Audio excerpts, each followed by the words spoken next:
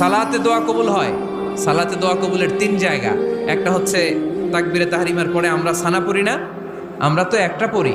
আল্লাহর হাবিব সুন্নাহ এবং নফল নামাজে আরো পড়তেন সানা, ওই দোয়া কবুল হয়। 2 নম্বর জায়গা সালাতে সেজদায় পড়ে দোয়া করলে কবুল হয়।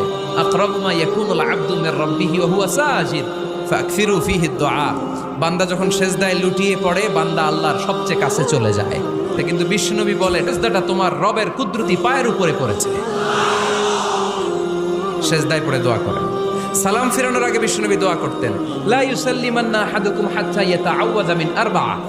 আল্লাহর হাবিব বললেন 4 জিনিস থেকে পানাহ না আছে আমার কোন উম্মত যেন সালাম না ফিরায়। তারা যেন পড়ে আল্লাহুম্মা ইন্নী আউযু বিকা মিন আযাবিল কবর, আউযু বিকা মিন আযাবি জাহান্নাম, আউযু বিকা মিন ফিতনাতিল মাহইয়া ওয়াল মামাত, আউযু বিকা মিন ফিতনাতিল মাসিহিদ দাজ্জাল।